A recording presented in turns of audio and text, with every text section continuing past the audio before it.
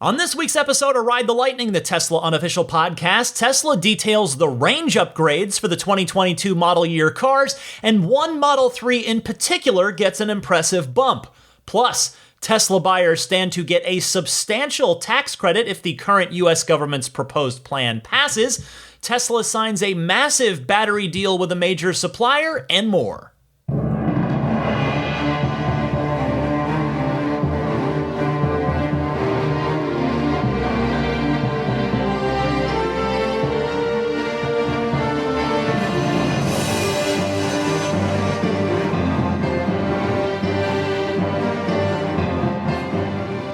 What's happening, friends? I'm Ryan McCaffrey, and to my left, as always, Daisy the Boxer. This is Ride the Lightning, your weekly Tesla unofficial podcast for November 7th, 2021.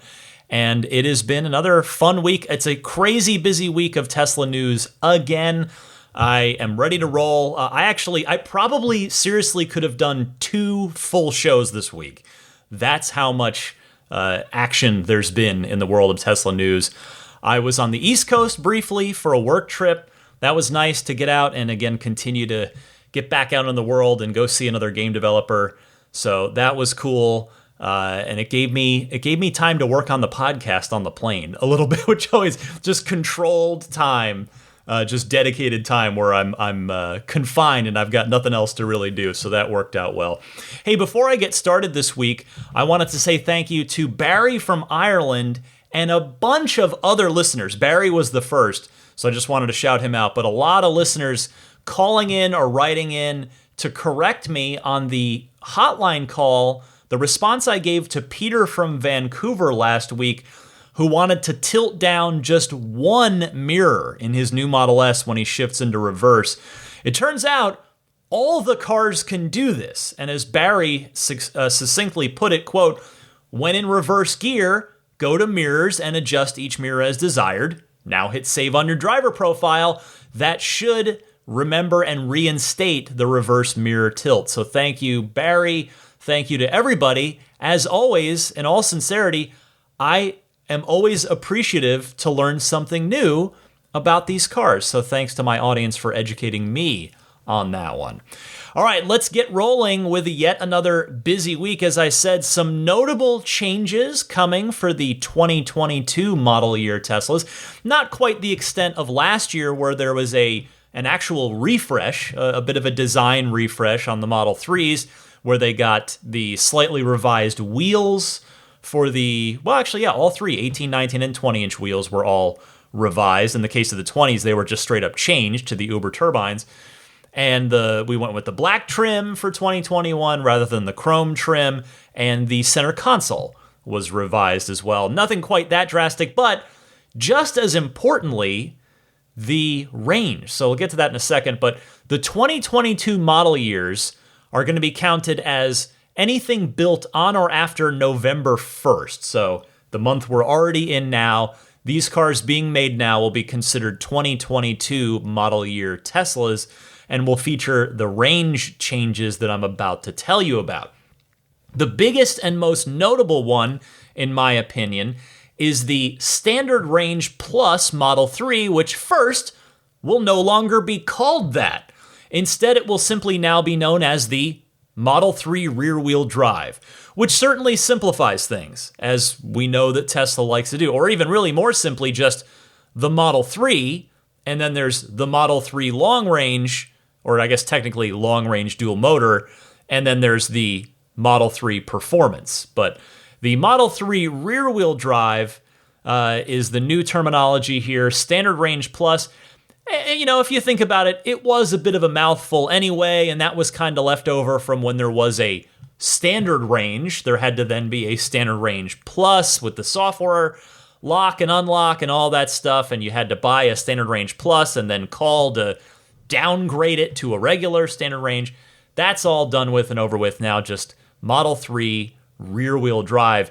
And it is being bumped up to 272 miles of range in an LFP battery. LFP in now, no matter which country you buy it in. If you go with the 19-inch wheels on that, should you desire the look and or, stance of the car on those 19s, it'll drop you down to 267, which is still more than last year. That is a last year on the 18s. Last year on the 18s was 263 miles, but remember too that was on the nickel-based battery pack, and that would also be the 272s an even bigger bump still over the 253-mile range LFP battery pack that Tesla snuck in a few of there at the end of Q3. I presume, I don't know for sure, but I presume that Tesla is using a slightly larger LFP battery pack in order to go from 253 LFP range to 272. Now, let me pause right here. I want to talk about this for a minute.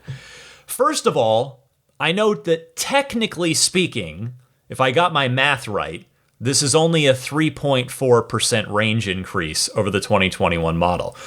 But again, when you factor in that the new cars are LFP and can be charged safely to the full 272 miles of range each day versus, say, the high end of what you could safely charge to in the 2021 and earlier Model 3 Standard Range Plus. So 90% of 263 was 236 miles. That would be the highest end of the safe to charge to daily limit. And when you compare 236 to 272, now you're talking about a pretty substantial difference. That is a real world daily range difference of 15%, or to just put it in absolute terms, 36 miles, which is a lot. That is a good number of miles. I think I read something somewhere, and I don't know how true this is anymore in the pandemic age, but the average commute in America was like 30 or 35 miles, which is one reason that cars like the Chevy Volt with a V as in Victor, that are the plug-in hybrid, that the electric range on that car was, I think, about 35 miles for partially at least, for that exact reason. But anyway, so 36 miles difference there is quite a lot. Now, second here, I do want to recognize that, yes, the price of the car did just go up, and it's gone up a lot this year. There's not quite as much reason to celebrate this range increase when you consider that the 263-mile nickel chemistry version of this car was $38,000 at this time last year, and it's 45, yes, 45, not the 44 it was last week. Hang on to that thought for just a minute. $45,000 now. So that's a big difference. You're talking like 17-18% price difference there. One other thing, too, I have to be honest and say that there's an easy change that I'd like to see Tesla make. They're doing something now that I am not keen on, that I'm not a fan of. They now default you to the 19-inch wheels on the Model 3 Design Studio. You get defaulted to the long-range dual motor, which it's always done that. That's fine, okay. That's, the kind of middle car, not the standard, not the performance. That's fine. But instead of the 18-inch aero wheels that get you the most range being the thing that was shown first by default on the Design Studio page, they are defaulting to the 19s that have less range. It's in the 2022 model, 334 miles of range with the 19s versus 358 miles of range with the 18s, which is just up a tad from 353 with the 18s on the 2021 model. And the thing is really here that when you get the 19s, the car costs $1,500 more. Now, would any reasonable person that's spending over $50,000 on a car notice this? I mean, there aren't a lot of choices in the Design Studio. You're probably going to notice the wheel situation. You're going to click around and go, oh, okay, these 18-inch wheels look like this, and oh, they're $1,500 cheaper, and okay. So that's, I don't want to harp on this too much. I don't think Tesla is necessarily trying to pull the wool over people's eyes, but it does seem like Tesla's almost trying to sneak in an extra $1,500 for anyone that won't really notice or care what style wheels are on the car, or know that the wheels have a price and range difference between them. Now, that being said, I absolutely appreciate now that Tesla's being really transparent about the range differences between the different wheel sizes and wheel types. I've been wanting them to do that for a long time, and now they are being very upfront about that. So kudos to Tesla there. Now, as for the Model Y, if you're curious, it goes up ever so slightly from 2021 to the 2022 model year car, from 326 miles of range to 330 on those 19-inch Gemini wheels, of course. If you want to step up to the 20-inch induction wheels, which I see a lot of around here. I mean, there are a million Model Ys in the San Francisco Bay Area, so I do get I see a bunch of them every day, and it seems like a lot of people do choose the 20s. The range there, 318 miles if you go with the induction wheels. If you have a 7-seat Model Y, or I should say if you order one for 2022, there is a very tiny penalty, which, okay, makes sense. You've got more weight in the car with these 2 extra seats, with or without the extra passengers there. And that penalty, 4 miles of range. Yes, 4. So 326 miles of range for the 7-seater with the 19s, 314 for the 7-seater on the 20s. And just a friendly reminder while I'm on the subject here, if you weren't aware of this or you're a new listener or whatever the case may be, you cannot order the Performance Model Y in a 7-seat configuration. Now, personally, I would choose the 20s on the Model Y. I really do. I like the look of them a lot. I like that they're dark. I think they set off the Model Y body nicely, both the style and the darker color of them, particularly just compared to the Geminis, those 19-inch silver Gemini wheels. But again, it's a subjective thing. Wheel design is subjective. The wheel range, the effect of the size and design of the wheel on your range, that's objective, but subjectively, I like the 20s better myself. So 318 miles for those 20-inch wheels on a long-range Model Y, pretty good. 318 is a nice range there. Now, there really aren't any changes on the S and the X because, well, they're already both brand new with new battery packs, new 18650 cell chemistries. And as you know, Tesla has barely started deliveries on either of those two cars, particularly the Model X. Although I will point out, there is one change.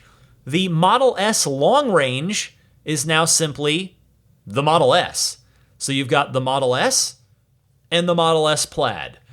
Now, you might be tempted to read into that and think, oh, well, that must mean a longer range Model S is coming, which will reclaim the long range moniker. Personally, I don't think so. Again, just because they just refreshed this car, I can't imagine there's going to be another variant just thrown in a few months after they just refreshed the whole thing, but I would be happy to be wrong about that. Now, unfortunately, as I alluded to a few minutes ago, there is a bit of bad news tagged on to all of this otherwise good news about these range increases, and that is, as you have guessed by now, we have yet another price increase. This time it is $1,000 across the Model 3s and Model Ys. The Model 3 rear-wheel drive, the artist formerly known as the Standard Range Plus, is now, as I said, $45,000. The Model 3 long range up to $51,000, and the Model 3 Performance at $59,000. Meanwhile, the Model Y long range is now $58,000, while the Model Y Performance is $63,000. So just a $5,000 gap between the long-range Y and the Performance Y versus an $8,000 gap, interestingly enough, between the long-range 3 and the Performance 3. It's kind of similar with, as I've been talking about with the S long range, well, the formerly long range, the S versus the S Plaid. The price delta between those two is much larger than the price delta between the base, the regular Model X and the Model X Plaid. There's not as much of a gap there. So that's just kind of interesting. But with the SUVs, there's a bigger gap with the sedans than with the SUVs there. I should add, though, there is a silver lining, a midnight silver metallic lining, if you will. Thank you. I'll be here all week. Yes, I wrote that joke down, and yes, I was excited to say it. The midnight silver metallic paint option no longer carries a $1,000 additional fee for that paint color, meaning there are now two quote-unquote free paint color choices, or to put it more specifically, paint color choices that don't add any additional cost to the car you're already buying. They're not free. You can't just walk into Tesla and walk out with a bucket of pearl white multicoat or midnight silver metallic, but you know what I mean.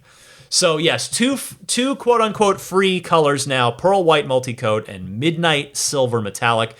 Also, black is now increased. That was a lesser premium. It's now up to $1,500 there, which is kind of weirdly close to the $2,000 premium that multicoat red has, and black is not a multicoat. So you've really got to want that black because it is just, dollar for, as far as what you're getting for your money, you're not getting nearly as much paint coat wise with that $1,500 as you are with multicoat red for $2,000. But anyway, when I saw this, I thought, well, I wonder if Tesla is going to phase the pearl white multicoat back to being a premium priced color and have midnight silver metallic be the new, again, quote unquote free color, or if Tesla will indeed move forward with two colors that do not have any additional charge for them. I suspect they will. They're going to continue to do this. They're going to stick with both of these not having an additional cost. And the reason is that I think Tesla is trying to push people towards ordering all the same colors. I think they want everybody to order white, midnight silver metallic as the two primaries with a smaller smattering of black, blue, and red. Interestingly, blue is the cheapest of the premium price colors now at $1,000. Now, in other words, what I'm saying here is I think that if Tesla could get away with actually discontinuing blue, red, and black and only having midnight silver metallic and pearl white multicoat, I bet they would, which of course partially explains the Cybertruck, that just zealot-like devotion to manufacturing efficiency that Tesla has embraced over the last few years. I think that's what's going on here. I believe that's why they have chosen to allow a second paint color that carries no additional surcharge. Because if they push more people towards those two colors that don't cost anything extra, they'll have larger batches of fewer paint colors to deal with. They'll have these big batches of midnight silver metallic and big batches of white, and that should, again, I'm no manufacturing expert, but I would think that would allow Tesla to make more cars faster if they've got these bigger batches of fewer paint colors, meaning they don't have to stop and change over the paint shop as often and reset everything. And okay, we're gonna do a run of reds now. Okay, we're gonna do a run of blues now. If they're just running larger and larger batches of midnight silver metallic and pearl white multicoat, that will allow Tesla to make more cars in the same amount of time that they've been doing.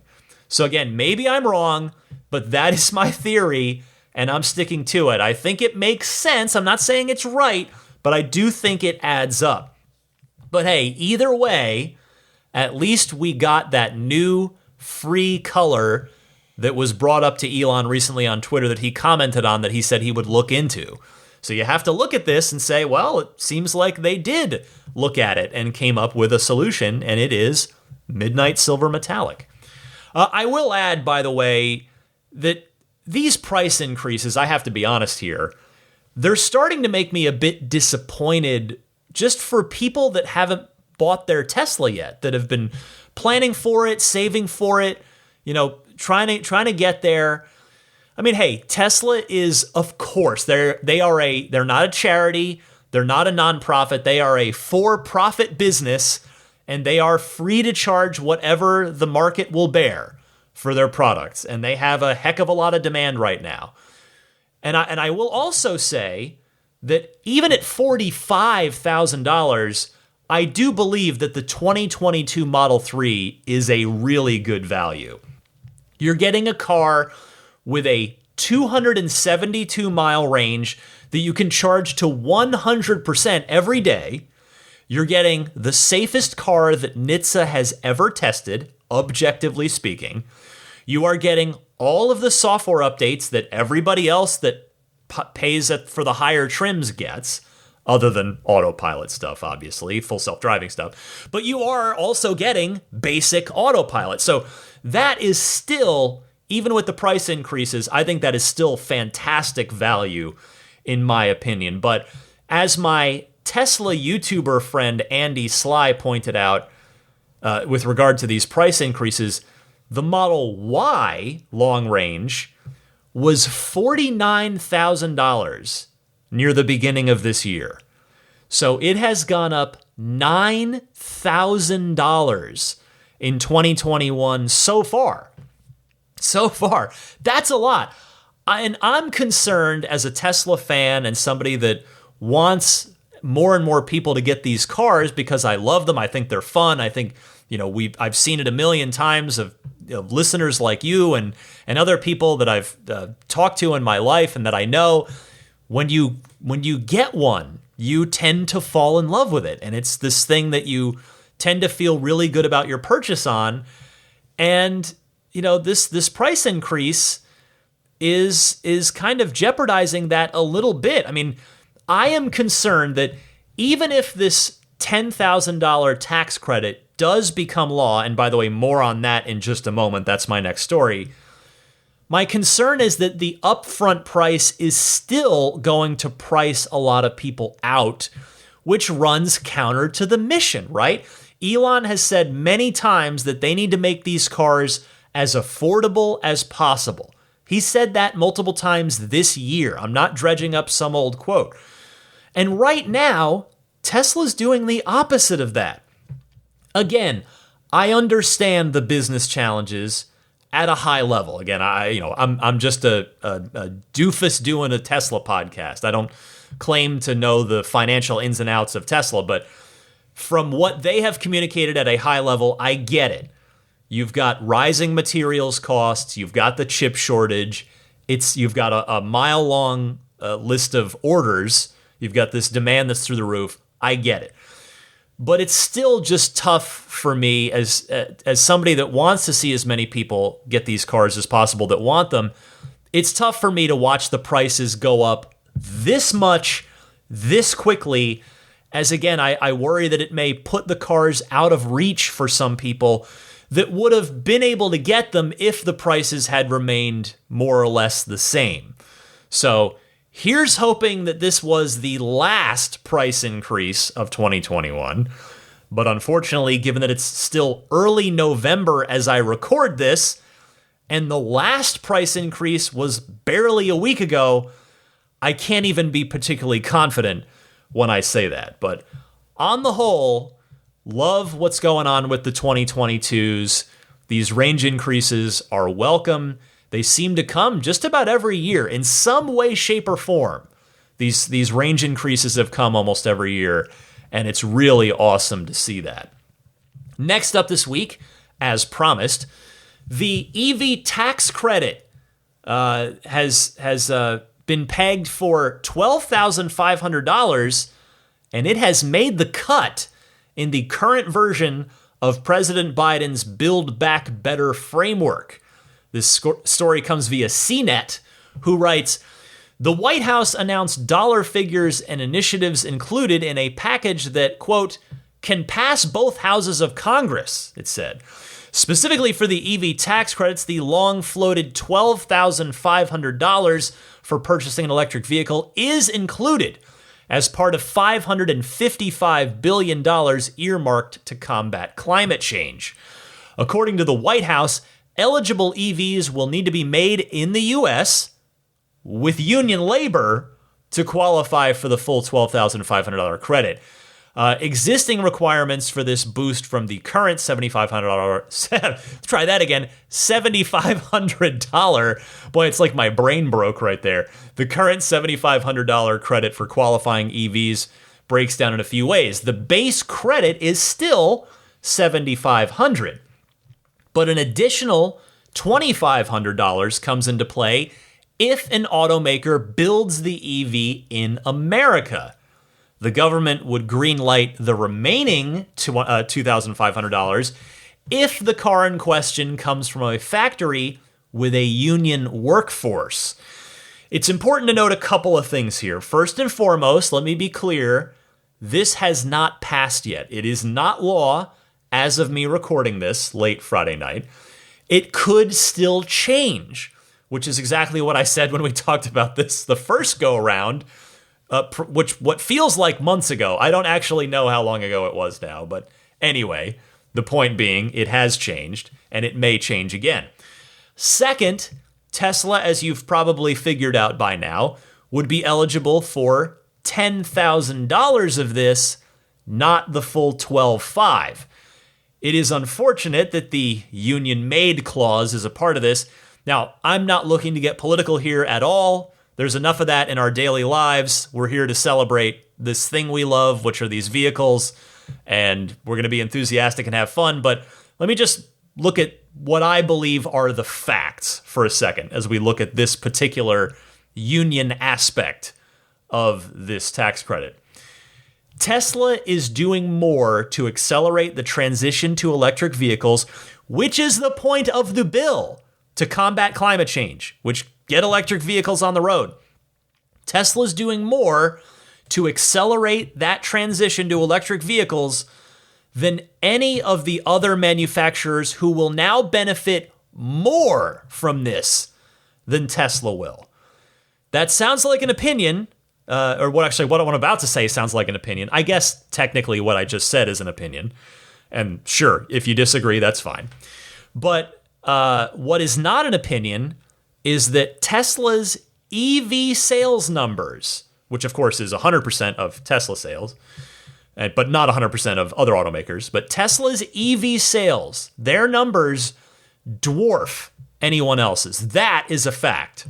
You know, Tesla sold 500,000 cars last year. They're going to do around 800,000 EVs this year. That is a fact. Also, just for the record, Teslas are literally, I know the word literally gets abused a lot these days, but Teslas are literally more American than any other car, EV or not, objectively speaking there. So this part of the bill, this union part of the bill, to me, and I don't have a problem with unions. I'm just looking at how this relates to Tesla and the purpose of the bill to combat climate change. So to me, this part of the bill almost feels punitive towards Tesla, deliberately so, when in fact, Tesla is exactly who this or any administration that claims to care about whether it's electric vehicles, climate change, American manufacturing, American jobs, however you want to come at it, right? Tesla is exactly what should be celebrated by the government in this country and pointed to, and the government, the administration should say, again, any administration should say, we want more of these out there. This is American ingenuity, American jobs, American know-how. Like, there's just a lot here, and all the climate change stuff. You know, I'm a little riled up on this one, but it is what it is. And again, that said, I guess how I'll calm down here is to say this. Do I think that any of the 4 Teslas, any of the sexy cars, S3, X, and Y, do I think that any of them are $2,500 better than any of the other EVs out there that would benefit from this? Yes, obviously an opinion, and I'm a Tesla fanboy, so yes, I'm going to say that. But to back my opinion up there, I think the Supercharger network alone validates an additional $2,500 spent, or I guess however you want to look at it, additional $2,500 or missing out on $2,500 by going with somebody else. But I think the Supercharger network alone does that, along with safety. Again, I'm not saying other EVs are unsafe, but Teslas are objectively the safest cars in their classes that our National Traffic Highway Safety Administration has ever tested. So there's the safety side of it, there's the supercharging side of it, and the range is better on a Tesla than pretty much, if not every, other comparable electric vehicle. And also I'll say, do I think that $2,500 difference will keep anyone from getting a Tesla instead of one of the other qualifying cars from another company? No, not really. I'm not saying $2,500 isn't a lot of money. It is, but on a car purchase, I think for a Tesla and for those other advantages that I just listed off, that might not be a deal breaker for a lot of people. But even if it is, here's the thing. That's okay. I might not have said this a few years ago. I've been doing this podcast for 6 years now. But today I can sit here and say, going with the competition means that you can still get a really good EV. The Mustang Mach-E is, by most accounts, a really good car. The same goes with the Volkswagen ID.4. Seems to be a really good car. And the more of those cars that those other automakers sell, the more it's going to encourage them to build more. So that's how I'm coming at this. Now, I don't want to overlook the bottom line here and get mired down in negativity. I hope it didn't come across that way. The bottom line is that this tax credit, if it passes and becomes law, is fantastic news for buyers. Sure, you could make the argument that, again, these repeated price increases that Tesla's been doing are going to negate a lot of what new buyers might save, but I personally do not believe that Tesla's doing it for that reason. I don't think they're trying to take back the tax credit for themselves, in a sense. I do believe Tesla, because they've earned the benefit of the doubt with most things from me, I believe them when they cite the rising materials costs and the chip shortage, etc. Now, provided that you have a sufficient tax liability to receive the full benefit of this tax credit, let's just take a quick look here. This could take a 272-mile range Model 3 down to $35,000 for you when it's all said and done. That is awesome. That is so great. $35K for a car that I just got done talking about how I think is a great value for what you get.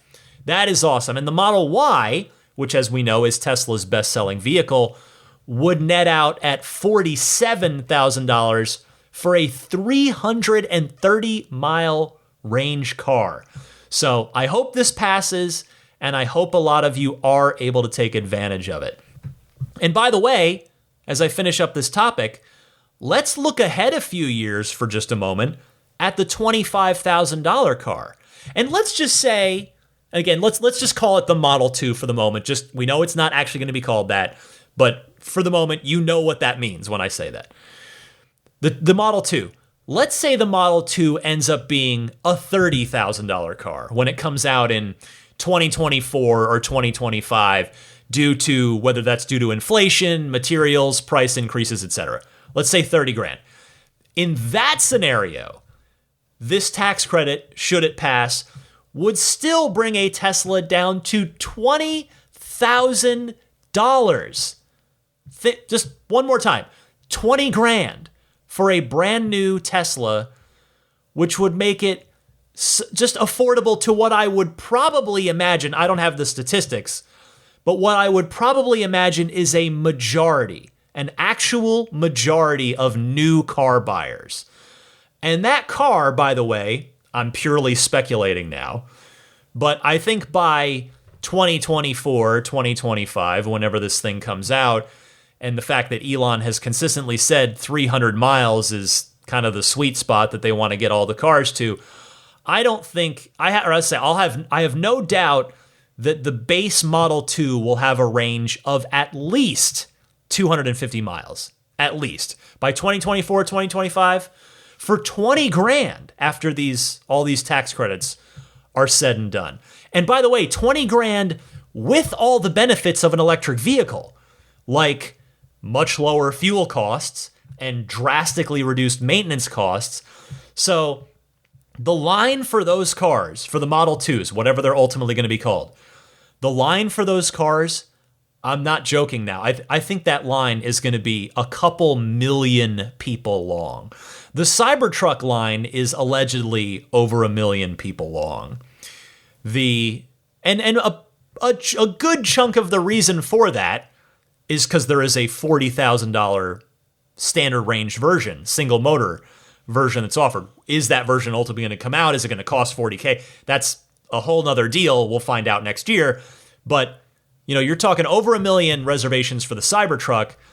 A Model 2 for 20 grand, if indeed this tax credit comes to be, that line is going to be very long, and that car is going to be, it's the tipping point. That's it. That car will be the nail in the coffin for the internal combustion engine. There will be no other arguments against the electric vehicle. If the Model 2 can deliver, as the Model 3 did for what it was trying to do, and the Model S did for what it was trying to do. So, very exciting here, if indeed this tax credit passes as currently laid out. All right, I've been talking for quite a while, but guess what? There's a lot more. I told you I could have done 2 shows this week. I guess as it stands, it's just going to be one longer show. We might not even get to the Ride the Lightning hotline calls this week. We'll see. We'll just see how it goes. Let me keep going here. Next up this week, Tesla has booked 45 gigawatt hours of LFP batteries. Of course, the lithium iron phosphate. The LFP batteries from Chinese power cell giant CATL for next year's sales plan, primarily for of course, the Model 3 and the Model Y vehicles, according to 36KR, which is I believe a Chinese or I think it's Chinese news outlet that I've cited before. This story was picked up. I saw it on CNEV Post, who writes, both the Model 3 and Model Y with LFP batteries are currently available in standard range versions, with the former having a 55 kilowatt hour battery capacity and the latter 60 kilowatt hours. This means the 45 gigawatt hour battery order would correspond to nearly 800,000 vehicles, the report said. This exceeds Tesla's total global sales of 627,350 vehicles in the first 3 quarters of the year combined. In the first 3 quarters, Model 3 and Model Y sales totaled 614,165 units. Tesla's Nevada battery plant will also expand to produce more than 40 gigawatt hours in 2022. And with supplies from Panasonic and LG Chem, Tesla's 2022 sales will be at least 1.5 million units, the report said, citing industry sources. In addition to booking 45 gigawatt hours of batteries from CATL, Tesla plans to add to existing orders, and the 2 sides are already in talks, the report said, citing people familiar with the matter. Now, none of this should surprise any of us, because Elon has repeatedly said, publicly and openly, that Tesla will buy as many battery cells as any company can produce. But what's awesome is that they've been able to find somebody to take them up on that challenge. CATL is a major supplier in China, and not only that, this is obviously, it's a huge order. Tesla, as we've heard repeatedly as well, they intend to continue to grow by about 50% each year in terms of production and deliveries, and this just gives them the ammo to do that for 2022. And that's, by the way, without even factoring in the rollout of the 4680 cells and the Model Y 2.0 that is going to go into production in both Texas and Berlin. So these cells, I imagine, will likely feed Shanghai, meaning the CATL cells, are probably going to feed Shanghai and Fremont Model 3s, as well as Shanghai's Model Y standard range that we don't have available to us in North America. And by the way, we know, of course, Tesla has got Panasonic working on spinning up 4680s as well. So this is what it takes to do EVs at scale. Like, we're watching it unfold in real time.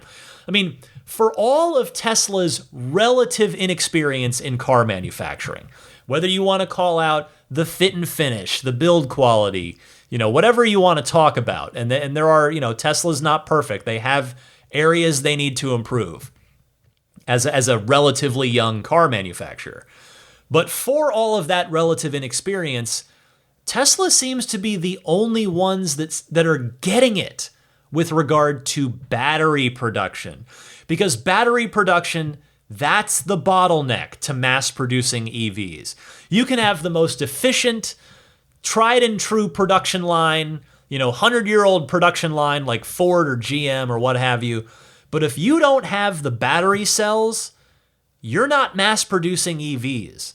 And Tesla is. And at this point, Tesla, I have to think, is years ahead of anybody else between their vertically integrated in-house cell production, the 4680s, and the deals that they are making with third parties. So I hope the other automakers get the memo on this very soon. I know that Ford and the Volkswagen Group have announced plans to build battery factories, and I really, honestly, sincerely hope that they put shovels in the dirt sooner rather than later on those. Still not done, by the way. There are, oh my goodness. Yeah, there are 3 more substantial stories left to talk about. First of those, following up on the huge Hertz deal with Tesla last week, which, by the way, Elon took to Twitter and was like, well, we haven't signed anything with them. And I don't know, I don't quite know what to make of that, because obviously Hertz didn't just announce this without consulting Tesla. There's no way they were just like, we're gonna manually input 100,000 car order. I joked about that last week of like an intern having to put in 100,000 orders manually.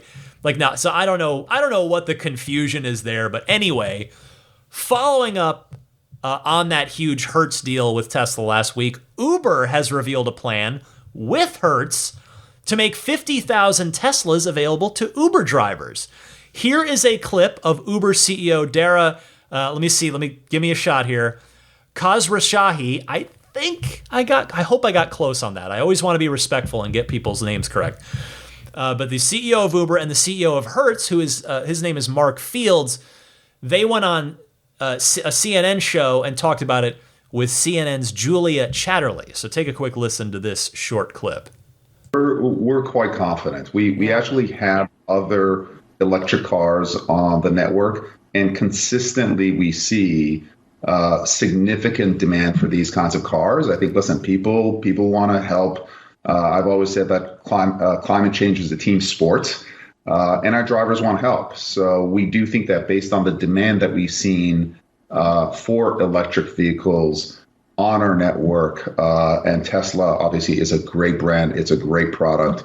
I think if we make Teslas available, there'll be plenty of takers. Good to know. Mark, you're obviously making huge changes over at... Go on. You can testify to that. I would just add that part of our agreement is that if this program is successful, and we believe it will, that over the next 3 years, This could grow to up to 150,000 Teslas that can be provided by Hertz to Uber as well. So far I've only seen 100,000 announced as the deal with Tesla. Are you saying that you're going to go back to Tesla and say, hey, we'll take more Teslas depending on what demand looks like? Absolutely. This commitment of if the Uber program and when it's successful for up to 150,000 vehicles, clearly that will be reflected in our future orders from Tesla, just as we'll, order from other OEMs that are going to be providing electric vehicles to the marketplace. So here's a little bit of extra context on that quote you just heard on CNN, courtesy of Auto Week, who writes, the companies, meaning Uber and Hertz, have partnered on vehicle availability before, but the new plans concern a vehicle order Tesla is expected to deliver through the end of 2022, supplying the rental company with Model 3 sedans. Quote, today it goes electric. Hertz will make up to 50,000 fully electric Teslas available for drivers to rent by 2023, exclusively for drivers using the Uber network in the US. This is the largest expansion of electric vehicles on a mobility platform in North America and one of the largest globally, marking another step towards Uber's zero emissions goal, Uber said. The cost, as AutoWeek continues, to Uber drivers to rent Tesla through Hertz, however, are a little sobering. Uber says it will cost its non-employee independent contractors $334 a week to rent a Model 3, but this cost is expected to later fall to $299 a week once the program picks up speed. This will include maintenance and insurance, but not charging. Early on, Hertz will open up this program to drivers with at least a 4.7 star rating and those who've completed 150 trips so far. So thank you, Auto Week, for that. Now, this to me, this whole deal, what you just heard, this deal could in fact go from 100,000 Teslas that Hertz is ordering to 150K. And all this is doing is rolling the snowball faster down the hill because more Uber drivers will drive them, see the fun of them and the economical benefits of them, buy them for themselves to continue doing the ride sharing. And then the passengers of these cars, I was just in an Uber yesterday, are going to ask about them. They're going to learn about them. And they're going to have a great view, by the way, from the back seat of the Model 3 with that panoramic glass roof. Those people are going to look up the cars on their phones or their computers. And that, again, I'm like repeating what I said last week, but it applies here as well. And it's going to lead to more and more orders. The downstream effect of this, I don't even think we can fully wrap our heads around what the downstream effect of this is going to look like just yet. And again, I hate to repeat myself from earlier in the podcast, but it is all like happening in the master plan. Just wait until the Model 2 comes out in a few years, because the economics of that will tilt even further in favor of rental car companies and rideshare companies and rideshare drivers that want to make a big buy like this.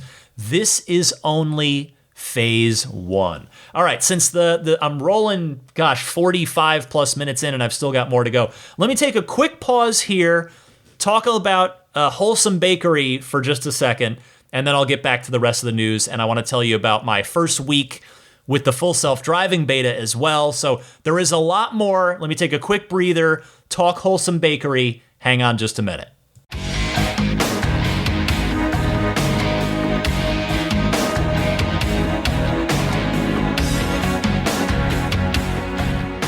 Before I continue with the rest of the podcast, I want to not only let you know about the plant-based desserts and treats at wholesomebakery.com, but to say thank you to all of you for showing them some love. You guys have moved the needle enough that Wholesome Bakery has kindly agreed to continue their sponsorship of Ride the Lightning for another month. My hope here is that everybody wins. I win, I get another sponsorship, Wholesome Bakery gets more well-deserved business, and you guys win by getting turned on to some delicious vegan, gluten-free, soy-free, refined sugar-free delights that you get to enjoy.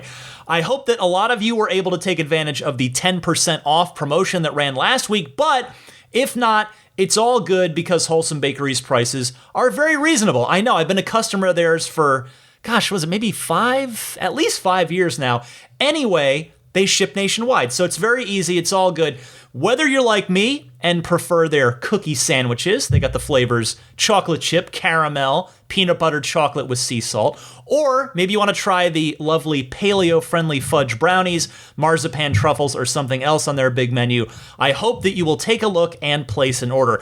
Maybe for yourself, maybe as a gift, maybe both. Hey, Thanksgiving and the holidays are coming up. You got to bring something to the Thanksgiving dinner, right? You might as well order something from Wholesome Bakery. Let them take care of it. You'll look like a hero. I've said this before, but hey, seriously, I promise you will love these treats. Support a small, women-owned business and this podcast and your taste buds at the same time. Get your order in at wholesomebakery.com. That's WHOLESOMEBAKERY.com. All right, let's get back to it. 2 more stories. First of those, as Elon has previously promised, Tesla has begun a pilot program in the Netherlands in which they have opened the Supercharger network to other non-Tesla cars. The Tesla blog itself had a little write-up on this, and they write, "Today we are launching our non-Tesla Supercharger pilot at 10 Supercharger locations in the Netherlands. Access to an extensive, convenient, and reliable fast charging network is critical for large-scale EV adoption. That's why, since opening our first Superchargers in 2012, we have been committed to the rapid expansion of the network. Today we have more than 25,000 Superchargers worldwide. With this pilot, 10 stations are now accessible to Dutch non-Tesla EV drivers via the Tesla app. Tesla drivers can continue to use these stations as they always have, and we will be closely monitoring each site for congestion and listening to customers about their experiences. It's always been our ambition to open the Supercharger network to non-Tesla EVs, and by doing so, encourage more drivers to go electric.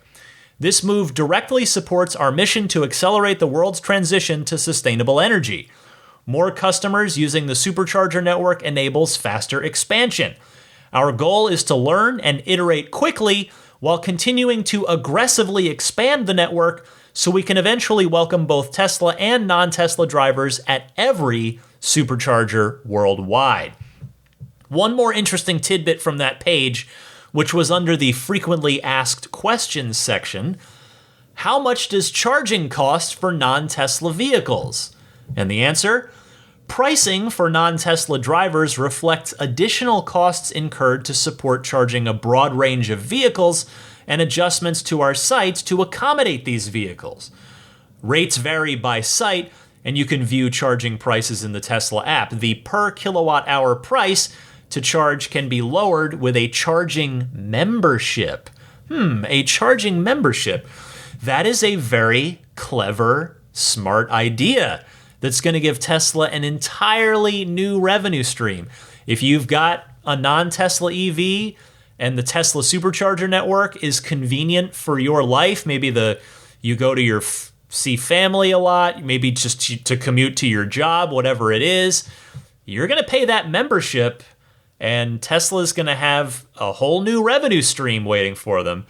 And it's only going to grow because, as you all know, the Tesla Supercharger network already has a great reputation. So if that snowballs, that reputation snowballs in the positive from other cars using it, and Mach-E owners, whatever, are like, wow, yeah, I love plugging in there. It always works. It's easy. The Tesla app is easy, great, which is hopefully the case.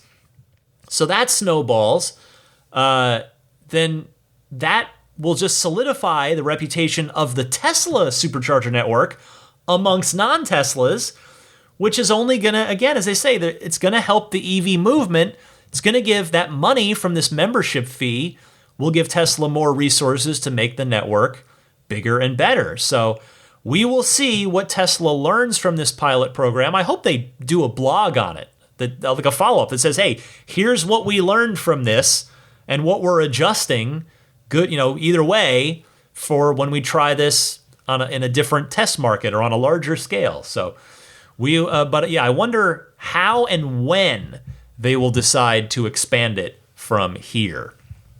The final story I wanted to talk about before, again, I get to my full self-driving beta experience this week, I want to say congratulations to Ryan Levinson and co-driver Josh Allen for breaking the electric car Cannonball run record, driving a new Model S long range from LA to New York in 42 hours and 17 minutes. Now, as MSN reports, that beats the previous record, which was held by a Porsche Taycan, 44 hours and 26 minutes. So as they're beating it by over 2 hours there. Now, Ryan, I've mentioned on this show before, I've cited him as a news source. He picks things up from time to time, sees things near the factory. Ryan is the founder of The Kilowatts. And the story on MSN goes, after having his Model S order delayed into the winter, Levinson did an unlimited mileage Turo rental of a 2021 long-range Model S. Then, I don't know what you're thinking, hold on. Then he called the owner to clarify that he intended to drive it 7,000 miles over just a few days. The owner okayed it. Levinson swapped the wheels for the run, ditching the less efficient 21s in favor of Tesla's more aerodynamic 19-inch Tempest wheels. That was the only modification for the LA to New York reverse Cannonball leg. On the way back, which is historically the official record, Levinson overinflated the tires. Besides that, everything was standard. There was no extra energy storage, no clever disguise for the vehicle, no laser jammers, and not even a radar detector. Besides 1 hour where they tried to play with an old unit and quickly gave up due to false alerts, Levinson and his co-driver relied solely on the Waze app's warnings about police. Despite this, the team managed to reach 155 miles an hour in the standard Model S. Note, I am not condoning this. But the sustained speeds weren't quite as high, as there's still a benefit to driving slightly more efficiently. As EV endurance and charging speeds improve, though, expect the electric car record to inch closer to the overall record of 25 hours and 39 minutes. Well, heck of an achievement here by Ryan and Josh. And MSN is right, by the way.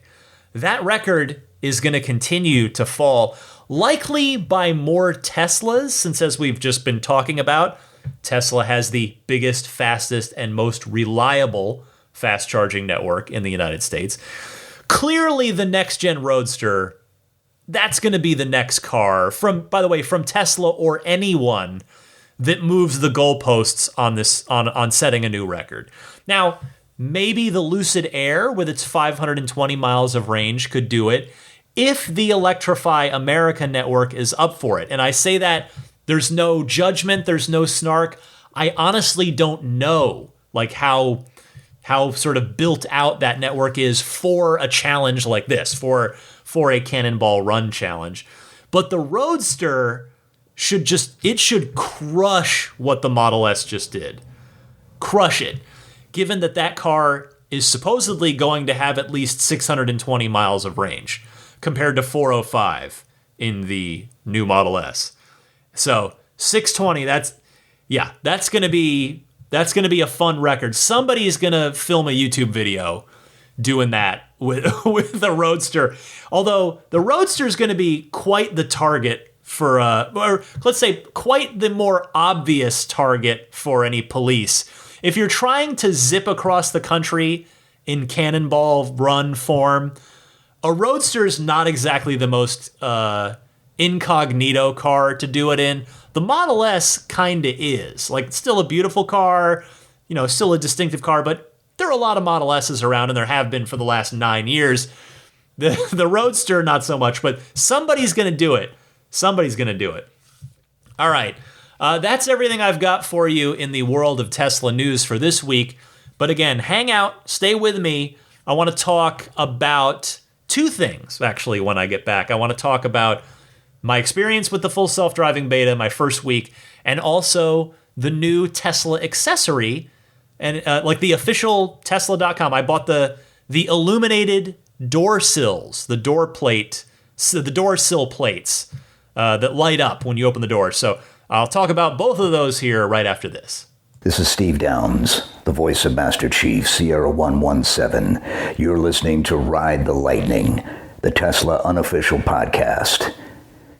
You know, that Cybertruck looks a lot like a warthog, doesn't it? Master Chief, out. All right, I'm already over an hour into this show, and I want to spend some time talking about the FSD beta.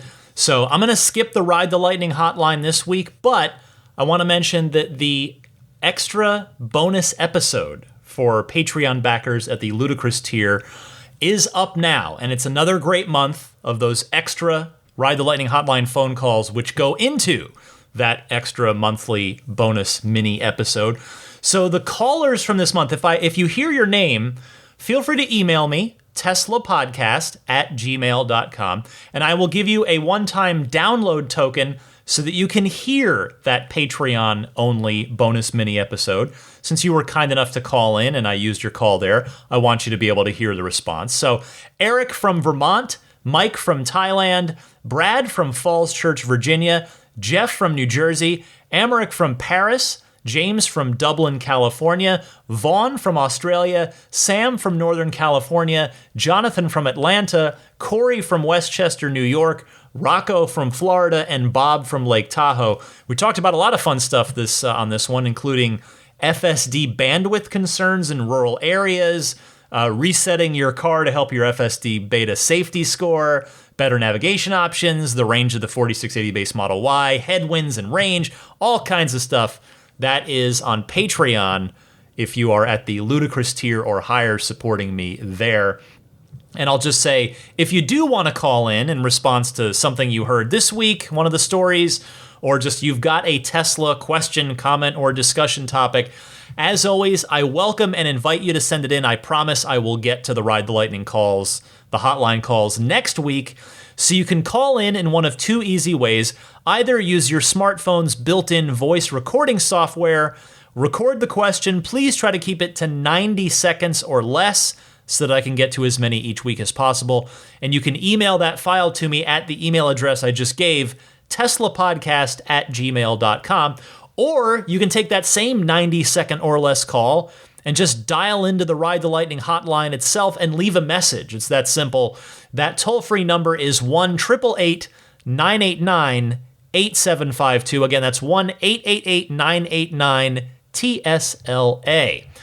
And with that, let me tell you about my experience with the FSD beta version 10.3.1. So I got it, as I told you last week, Friday afternoon, had to do the show, had to finish my day.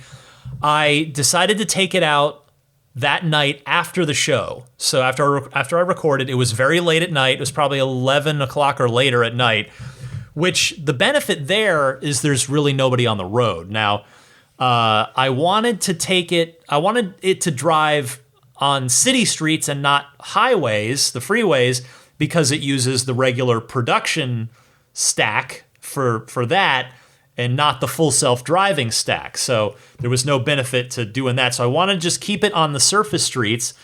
So I had it go basically one neighborhood over in San Francisco. And, you know, it actually did pretty well getting out of my neighborhood. I mean, you know, in a typical San Francisco neighborhood, including mine, the streets are tight. There are cars parked all up and down the street on either side. So it's not easy. It's not easy.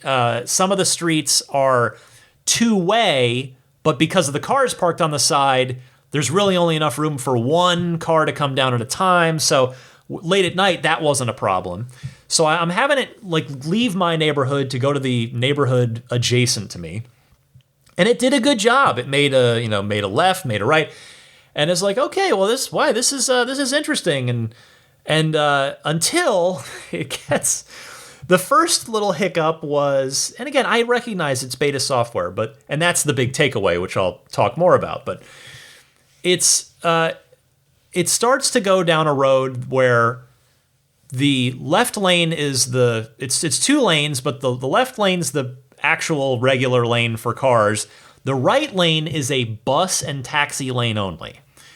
Well, because it was going to be making a right turn like half a mile up, it just didn't either know or care about the bus and taxi lane, and it was just rolling down that right lane. Which I know you could say, well, a lot of human drivers do the same willingly too, and they don't care. You're not supposed to. I guess you technically could get ticketed for that, I suppose. But all right, so it's doing that, and then it makes the right turn, and it's actually it comes down a little hill, and there's going to be a stop sign, a 3-way stop sign up ahead. Is each way, the direction it's going, in the opposite direction, and then to the right there was so it's like a little T-junction, and it's going down this little hill, and the stop sign's coming up. And it just blows the stop sign, rolls right through it like it never saw it. So I immediately hit the brakes just out of instinct, really, and took over. And then I was pretty close to where I had wanted it, like the destination of where I had put it in and put in the map location anyway.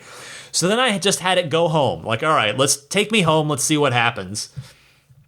And I come to another weird, and again, I've said this like every time I talk about the FSD beta and San Francisco, this is a bizarre city to drive in. There's just a lot of weird, bespoke traffic situations that are not normal. And I come up to what I guess would be let's see, 1, 2, 3... Yeah, technically a 5-way stop, like a 5-street intersection, like a hub, where there are cars, there are 5 ways to go.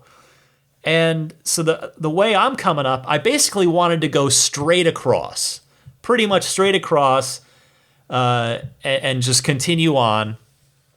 And to the right, one of those 5 was on kind of the 3 o'clock position of where, and I needed to go just straight, the 12 o'clock. And the on the 3 o'clock, more or less, not quite. It's actually more, I would say more like the 2 o'clock. So it's kind of, you could angle and go that way if you were going straight. But that direction is the wrong way down a 1-way, not a freeway off ramp, but like a major street that's it's effectively an off ramp. If you were to go down that way, you'd be going the wrong way. It'd be the equivalent of going the wrong way down going up a freeway off ramp would be, yeah, it'd be the effective equivalent of that. And that's exactly what the car tried to do. Instead of going the correct direction, it wanted to take me the wrong way down the 1-way off ramp. So I had to jerk the wheel away from it there. And so yeah, I went home, and that was it. It was a pretty short outing. And throughout the week, I've been driving it all week. I was, as I said, out of town for an overnight, but I've put some good miles on it, both in San Francisco and outside of it. And that's really the takeaway, is that it is very much a beta. It is unfinished software. It is not ready for release. Tesla doesn't claim it is. When you experience it, when I experience it, I can only speak for myself. When I experience it, it becomes quickly apparent why Tesla implemented the safety score and those the hoops that you have to jump through before they'll download the software to your car. Because this is not something that to be taken lightly in its current condition, and it's not something that's fun, really. I know that sounds really harsh, but it's not. It's because you've just got to be on it, like really locked in, because it as it warns you in the notes, it says it may do unexpected things. Be ready, and they're not kidding about that. And so I think I may have said this after I took a ride with my friend Michael in his car. So I may have said this on the show, but it rings true after now experiencing it myself. And it is this: it is that as it is today, today as I record this, by the time you hear this, hopefully 10.4 should be out. Elon tweeted earlier tonight on Friday here that 10.4, there was a last-minute bug, and they're hoping to push it out on Sunday, so we'll see. But it's basically, it's like a just radically more extreme on both sides version of the autopilot that the production autopilot that we're used to now. Because what I mean by that is the production version of autopilot now, what it's good at, it's just really good at. You know, that highway stuff, just, it is so reliable, so good. It's great software when you're doing what it's designed to do and what it's intended for. If you try to veer outside of that, it'll get a little wonky, and it's, you know what it's good at and what it's not when you spend enough time with the production autopilot software. And by autopilot, I'm referring to, just the production FSD autopilot, the whole thing. The FSD beta, it's the stuff it does well when it makes a clean left, when it makes a clean right at a stop sign. It's amazing. It's like the future has arrived. You're like, wow. It's really incredible. But then those other times where it runs a stop sign or it tries to take you the wrong way down a one-way street, it's horror. It's very scary. It's beta software, and it's just like, whoa, okay. Yeah, I mean, the whole time I'm using it, I've got my hands firmly on the wheel, and I'm hovering my foot over the brake, because not the gas, like not worried about, like, I'm more worried about it like suddenly veering into something that I don't want it to do. So I'm hovering over the brake. And so how my week has gone, my first week, is that I've just learned if there's somebody behind me, forget about it. Can't turn it on, because it takes too long to get through stop signs when it's like creeping forward for visibility, and it's too slow. You're going to get honked at. You're going to get people mad at you. So I'm being pretty selective about it, in the sense that I'm not doing full drives with it anymore. I'm not even attempting that. I'm just kind of running it in short bursts when there's not a lot of people around, nobody behind me, when I can just kind of like test it in one like quick experiment. Like, oh, okay, on this off ramp, it curves to the right and then there's a stop sign, and I'm going left, and like, let's see how it does that. So I'm running these short little experiments with it, rather than extended drives of trying to get zero disengagements. And I'm not speaking ill against anybody who's out there doing that stuff. That's great if you can, but in my driving situation, that is not really feasible. But so I'm just choosing to throw it at the just little challenges. I'm just kind of these little bite-sized challenges. I want to see how it does. And sometimes it does amazing, and it's really cool, and it's like, wow, the future is now. And other times it's a little scary, and you get a new icon added to the top row of your screen. It's a little video camera icon. When you tap that, it's sort of like a dash cam, where it'll actually take a video clip of all the cameras and upload it to Tesla. So I've been using that anytime it screws up. So I'm trying to help train the neural network. Like, I'm not just trying to, be a complete drain on I'm trying to give a little something back for what I'm getting out of this early access. I'm trying to do my small part with it. But yeah, it's just be prepared for that is all. Like, it's not that it should really be a surprise if you've watched the videos, if you've been listening to me. It's not a perfect thing by any stretch.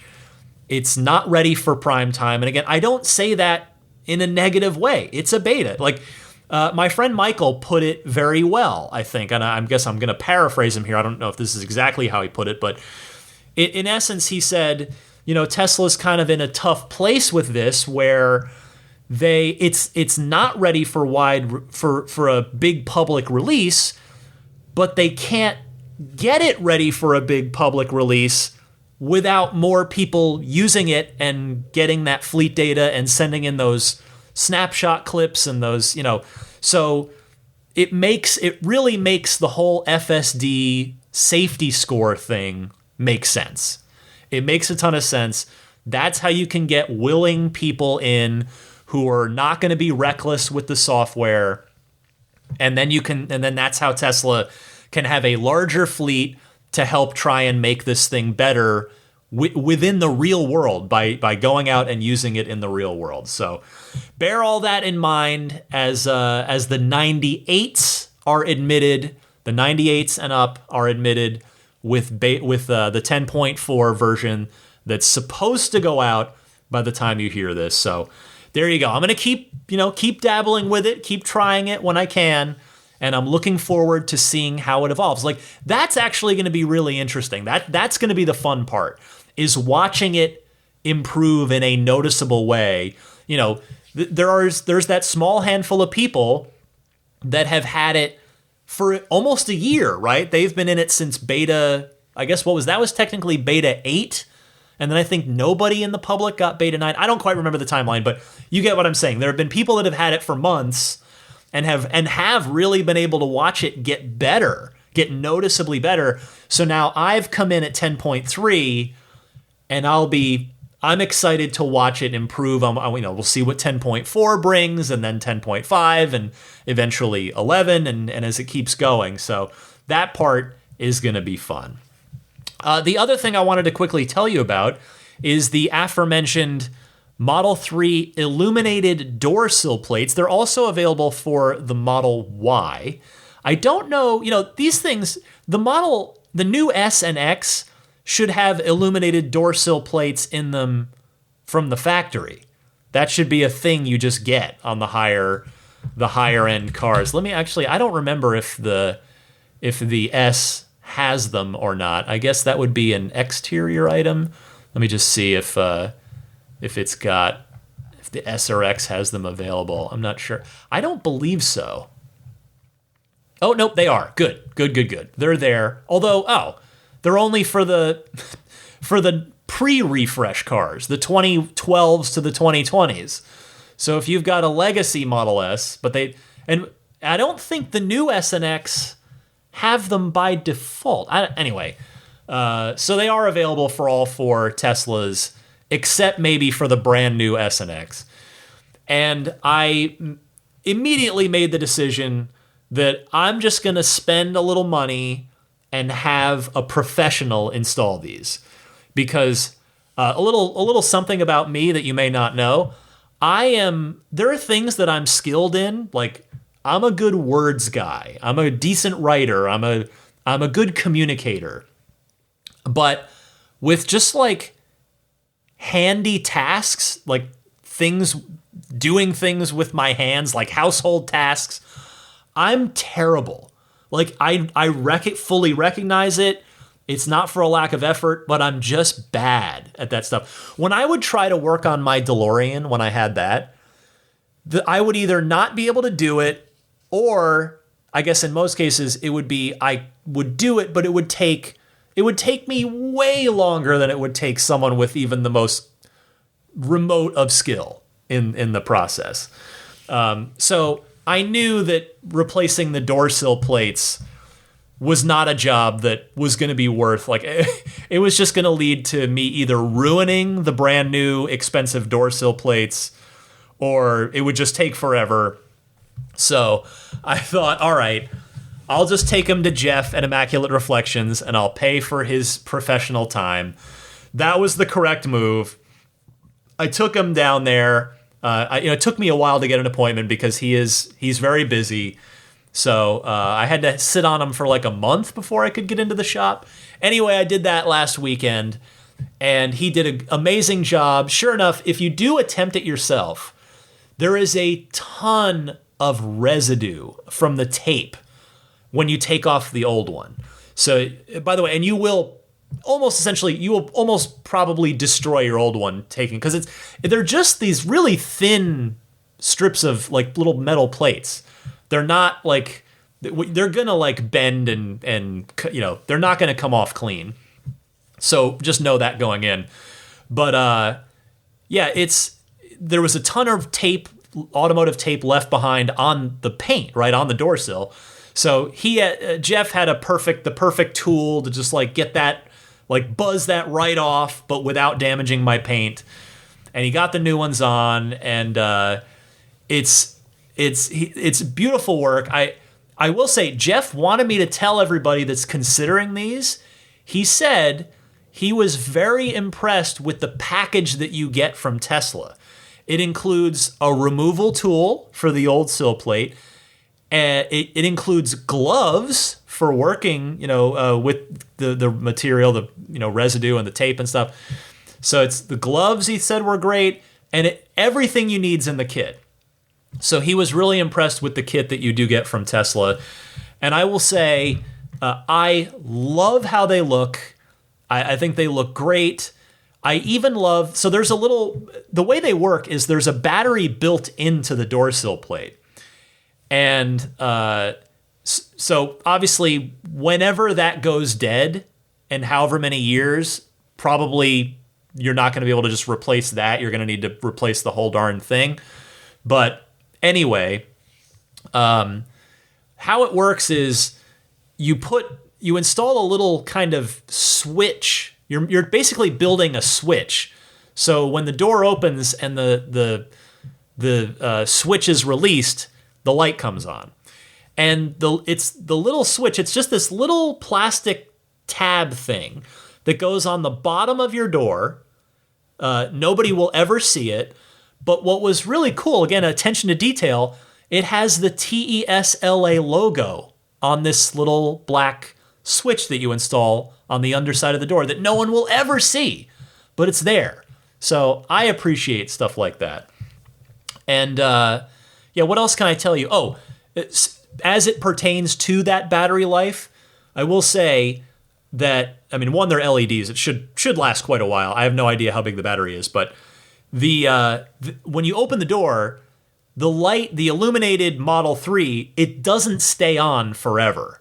It goes off. I timed it with my phone. It's on a 30-second timer. So if the door is open for more than 30 seconds, the light goes off, clearly in an effort to preserve that battery. So I thought that was a nice touch as well. So really happy about that. It was, to me, very worth the price of having a professional do it. But people that are more competent than me in, doing work with your hands, I'm sure you'll be fine. But that's my experience with it. All right, I have talked so much on this week's episode. Let's hear from one listener at least. This is your pro tip of the week. It's from Andy in Orangeburg, New York. Hi, this is Andy from Orangeburg, New York, calling with a tip for the new phone app. I personally often check my car's rated range, and I do that by going to the charge limit and sliding the limit controller all the way to 100 and see what the rated miles at that time are, and I just slide it back to my regular settings. But just by hovering over 100%, you can see the estimated rated range for a full battery charge. Well, with the new app, when you click on the little Thunderbolt, little tequila decanter icon, it will pop open the section so you can adjust the charge limit. The curious thing is, if your car is not plugged in and it's just sitting somewhere in a parking lot, doing so will also open the charge port. I didn't realize that at first. A workaround for that is, if you're just trying to adjust the limit, is to actually click on the icon of a battery in the upper left corner. This will bring up the charge limit portion or the pane, but it will not open the charge port. Hope that helps. Thanks a lot, Ryan. Great show. Andy, that is another new one to me, so thank you very much for calling in with that. And again, if anybody else out there has a pro tip of the week they'd like to share with me and the rest of the Ride the Lightning audience, you can call in the same way that you send in the Ride the Lightning hotline calls, which I gave you the instructions for a little while ago. Okie doke, before I roll out of here, let me do some plugs, some friends of the podcast. I will start with SnapPlate. Get your SnapPlate for any of the 4 Teslas at everyamp.com/RTL. It is the front license plate bracket that I highly recommend rather than the one Tesla gives you, which uses automotive adhesive tape to stick to your paint. Ugh, no. Use the SnapPlate. It snaps on and off in seconds, but snaps on and off securely. It's paint safe, grill safe, radiator safe, autopilot safe, nice, clean, minimalist design, and you can take it off pretty easily if you are washing your car, if you are going to be at a car show, maybe like a Cars and Coffee, and then put it back on if you're going to be parked at a parking meter. You want to avoid the meter fine there. Or, they like to come around and ding people that don't have front plates on. So I'm a SnapPlate fan. If you're in a state here in the United States that requires that front license plate, get yourself a SnapPlate at everyamp.com/RTL. Meanwhile, AbstractOcean.com, purveyors of so many fine Tesla accessories, including the 4th generation brand new tempered glass screen protectors. I've been telling you about those each week. They are better than ever, just new and improved. Great stuff there, easy install. They ship with the installation frame to make sure you get it on there nice and straight. Lifetime guarantee on that as well. They also have just so many great lighting kits for your cars, whether it's brighter LED lights on the interior, different color LED lighting kits for the interior. Just so much stuff going on at abstractocean.com. Give them a look, see what they've got.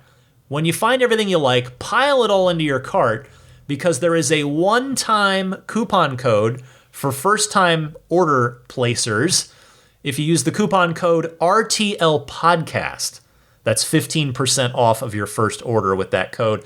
RTL Podcast, all one word on that. I mentioned Immaculate Reflections, irdetailing.com. Take a look at the website, see what Jeff's got for you over there. The big 3 are the paint protection film, or PPF, as we like to abbreviate it. There's ceramic coating in lieu of waxing a car twice a year. And there's also paint correction to correct flaws in the paint itself. So whatever you want to do, Immaculate Reflections will work with you, work with your budget, and get the car looking better than new. Trust me, if you get a chance to see my car, you will see the talents of Immaculate Reflections on 4 wheels. I'm very proudly a customer of Jeff at Immaculate Reflections. If you do book in, but which again, you can get in touch via the website, irdetailing.com. Mention that you are a Ride the Lightning listener, and there's a nice little discount waiting for you. Meanwhile, puretesla.com/RTL is your home of it's a one-stop shop for your dash cam and Sentry mode needs. They sell a micro SD-based kit that comes fully formatted and ready to go, plug and play straight into your car, no problem. It'll work out of the package, free shipping anywhere in the US. It is $49 for the 128 gigabyte kit, which honestly is probably enough for just about anybody. But if you want to step up and just go big and get the 256 gig kit, that's $69. Again, free shipping anywhere in the US. Works with PC or Mac when you want to take it out of the car and go look at footage and save footage to your computer. Get yours at puretesla.com/RTL. They also, if you want, have those nice, sleek, Super Nintendo-inspired wireless video game controllers for your Tesla. If you like playing games in your Tesla, there are a number of video games in the car that you can play. You can grab that nice wireless game controller kit from puretesla.com/RTL as well. How about Jada? Their version 4 wireless charging pad for the 2020 and older Model 3s, such as mine. I've got their version 3 and it's great. The version 4 is even better. I think it charges a little faster than even the version 3. It's definitely got an even nicer fit and finish. I think the V3 is fine. The V3 is better than fine. It's great. I love it. But the V4 is even more improved. Highly recommend that if you have a 2020 or earlier Model 3. If you've got a 2021 or newer 3 or Y, they have the USB hub console, which is pretty much everything your Tesla needs in one nice product. It's a storage organizer for the center console, a USB hub, an Apple Watch charger, and an AirPod charger, all in one thing. Pretty cool. So if you are interested in either of those products, please use my referral URL, which is getjada.com/ref/8. And Jada spelled JEDA. Use the coupon code RTL. You use my referral link, I give you a coupon code, you get a discount. Hopefully it's a fair deal that way. And finally, I want to mention, of course, the Patreon. This is the part of the show where I humbly remind you about the Patreon. That is the primary way through which you can choose to support the podcast if you wish. If maybe today's a good day for you for that, maybe next week, maybe before the year is out, hopefully at some point, I'd be humbled and grateful. Maybe at least take a look at the page. You can see that at patreon.com/Tesla podcast. Patreon is spelled Patreon. This is a listener supported podcast. Is what keeps it going. It's your very kind pledges and support. You can pledge monthly, starting at just $5 a month, which will get you early access to each week's podcast. Or you can do a yearly pledge if you just want to throw me some bucks once a year. The good news with that is you'll get a 5% discount if you do the annual pledge. So what is it? It's I guess instead of $60 if you do the $5, it's 57. So then it just kind of goes from there with different perks and different things. Just take a look at all of them. I'd be humbled and grateful if at some point you took a look at that page and considered supporting me. As I hope is clear, I mean, look at this week. I talked for an hour and 20 minutes straight without even any phone calls this time. There's a lot of love and energy and research and time that I put in each and every week, and I hope at some point I can earn your support. All right. As I mentioned, you can email me anytime, teslapodcast@gmail.com. I'm on 2 of the social medias, Twitter and Instagram. Same handle on both, DMC_Ryan. And I guess that's about it, other than saying hello and thank you to the Patreon backers at the highest 3 tiers, starting with the Roadster in Space tier. Thank you to Pete White, Lyle Austin, Steve Radspinner, Fernando Cordero, Lawton from Chicago, Sean Neidig, Scooter Ward, Neil Weaver, Jackson Wallace, Crafty Geek, Richard Stokes, and Rolf and Jennifer Evers. Meanwhile, the Maximum Plaid tier, the newest Maximum Plaid tier, thank you to longtime Plaid supporter John Cody for upgrading your pledge. I sincerely appreciate that. And then the rest of the Maximum Plaid crew, Jonathan Wales, Cameron Clark, Daniel Grummer, Seth Capello, Nick and Tony, Tesla Hitchhiker 42, John Schmidt, Stan Roth, Howard Anthony Smith, Charles Galpin, Ryan from Las Vegas, Darren Nickel, Kaz Barnes, Ulrich Lassa, Brett Libano, Patrick Wisniewski, Gil Cabrera, Hay Watley, Eric Brown, Mark Eversole, Todd Badger, Joe Edgel, Kevin Yank, the Tesla Owners Club of San Joaquin Valley, Michael Williams, Will Stedman, Mait Suaru, Derek Nesselrote, Justin Perez, Jeremy Harris, Chris Beach, Tom Mills, Alex Brem, Zachary Howard, Tyler Smith, Corey O'Donnell, Matthew Graham Dronberger, Scott Gillis, Aaron Huxley, and a different Aaron who just listed a first name.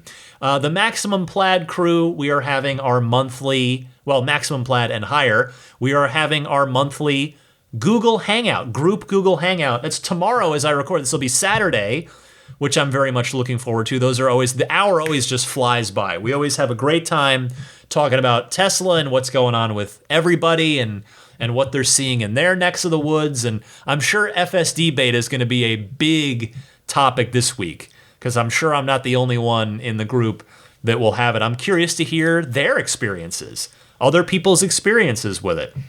So looking forward to that tomorrow. And then a big thank you as well to the Plaid level supporters. They are George Cassiopo, David Brander, Logan Willis, Jason Chalukas, Tim Hyde, Peter Chalet, Eric Randolph, David Nondahl, Joel Sapp, Dory and Steve Guberman, Jeremy, Tesla owners of Taiwan, Ron Lee, Charlie Gillespie, David Perella, Sunil Joseph, Dennis Peak, Jeff Angwin, Chase Cabanillas, the Lydia family, Aaron Altschul, Jared Brown, Jerome Strack, Jamie Dalton, Noel and Lucy Murphy, the Tesla Owners Club of the East Bay here in the greater San Francisco Bay Area, Paul Casarino, Ryan Natchett, Mike and Barbara from Louisville, David J. Howes, Travis Krenzel, Matt Nixon, the Tesla Owners Club of Wisconsin, Jonathan Zalesny, Rick Dean, and Not Elon Musk. Thank you all so much for your generous and ongoing support via my Patreon. That will do it. I am ready to pass out. I am exhausted today after I got home late last night from my flight, had a full day of work today, 3-hour time change. It was a quick swing to the East Coast and back. And I'm not used to it anymore. It's been a while since I've done those quick, long distance business trips like that. But I can't complain. This was a really fun episode of the podcast to do. There was so much great stuff to talk about. I hope you enjoyed this week's episode. I mean, I hope you enjoy everyone. But as I've said before, it's it is math that they can't all be good. When I'm doing these every week like clockwork, some weeks will be better than others. I felt good about this week. I thought, a lot of great topics, a lot of interesting, thoughts to chew on and things going on in the world of Tesla. I hope you enjoyed the show this week. And with that, I say to you, happy electric motoring from both myself and my four-legged canine companion, Daisy the Boxer. This was Ride the Lightning episode 327. I will see you back here next week.